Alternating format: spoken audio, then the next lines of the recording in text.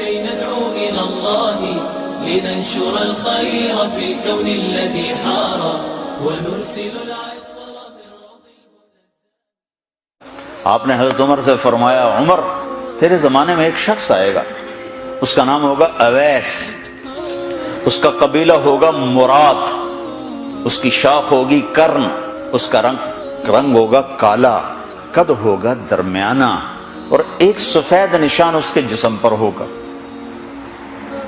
جب وہ آئے تو تم اس سے دعا کرانا، علی تو بھی کرانا، عمر تو بھی کرانا، اور میں قسم کھا کے کہتا ہوں کہ اویس جیسوں سے دنیا بھر جائے تو عمر و علی کے ایک بدن کے بال کے برابر نہیں، لیکن اس کے ذریعے سے ایک پیغام آگے پہنچانا تھا۔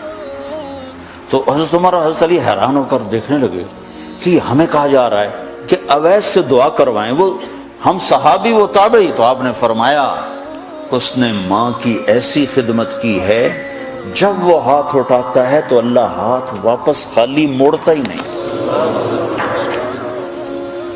یہ پیغام پہنچانا تھا کہ ماں باپ کے آگے جھکو۔ جس دیش میں آپ رہتے ہیں یہاں کام کی رفتار بہت تیز ہے، ماں باپ اگر موجود ہیں تو کم ہی کچھ نصیبوں والے ہیں جن کو کچھ اولاد کی خدمت ملتی ہے، ورنہ دیواروں کے ساتھ ہی زندگی گزر رہی ہوتی ہے۔ تو عمر رضی اللہ عنہ جب خلیفہ بنے تو ہر سال حج کرتے تھے، ہر سال ان کو ڈھونڈواتے۔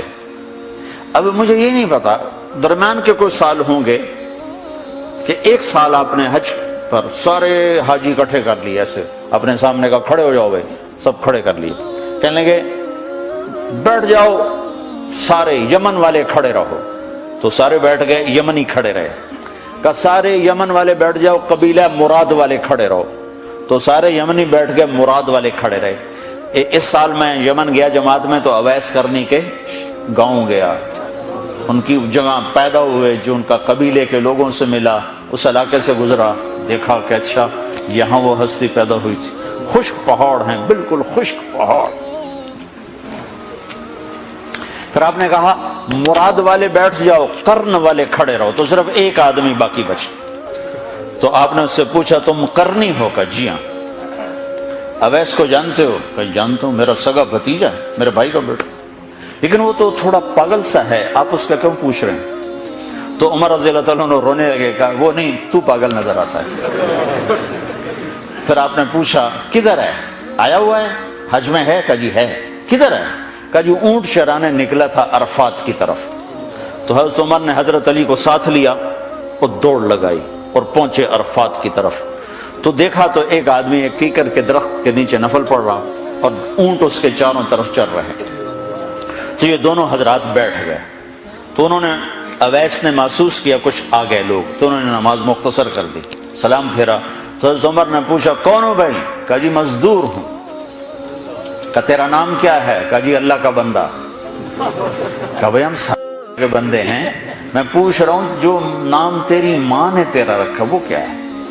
تو وہ تو پہچانتا نہیں تھا کہ عمر کون ہے، علی کون ہے، وہ تو پہلی دفعہ حج پہ آیا تھا۔ وہ کہنے لگا تم کون ہو میرا انٹرویو کرنے والے؟ انٹرویو تو میں اپنی طرف سے کہہ رہا ہوں۔ میں کہا تم کون ہو میرا پوچھنے والے؟ تو حضرت علی بولے یہ امیر المومنین ہیں عمر بن خطاب، اور میں ہوں علی بن ابی طالب۔ پھر وہ ایسے ایک دم گھبرائے، دونوں کو سلام کیا، میں معذرت چاہتا ہوں میں نے پہچانا نہیں۔ تو عمر رضی اللہ عنہ نے فرمایا ہاتھ اٹھا، ہاتھ اٹھا۔ برمنگم والوں کو پیغام پہنچے کہ ماں کی خدمت کیسے کی جاتی، کہ عمر جیسا ہاتھ اٹھوا رہا ہے، علی جیسا، علی جیسا۔ تو وہ کہنے لگے میں آپ کے لیے کیسے ہاتھ اٹھاؤں، میری اوقات ہے کہ میں آپ کے لیے دعا کروں؟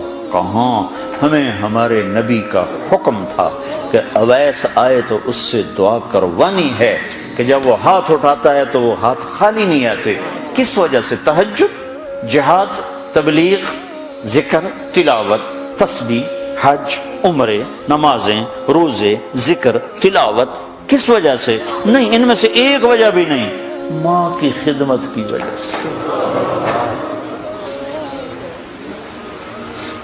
پھر ایک اور جگہ آپ نے فرمایا کہ لوگ جب جنت میں چلیں گے تو اویس بھی چلے گا، جب جنت کے دروازے پر پہنچے گے تو اللہ تعالیٰ فرمائیں گے اویس کو روک لو، باقی کو جانے دو.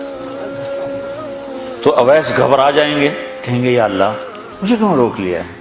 تو اللہ تعالیٰ فرمائیں گے ٹھہر جاؤ، جانے دو ان کو.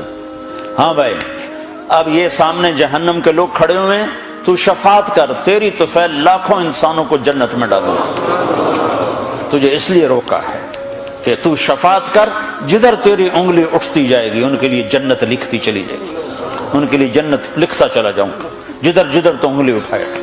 صرف پونڈ ہی سب کچھ نہیں، مائیں بھی بہت کچھ ہے. صرف پونڈ ہی سب کچھ نہیں ہے، باپ بہت کچھ ہے. تو دوستو اسی طرح کی مزید ویڈیوز دیکھنے کے لیے چینل کو سبسکرائب کیجئے. اسی کے ساتھ مجھے اجازت دیجئے. اللہ حافظ، اللہ نگہبان. اللہ اکبر، لا الہ الا اللہ.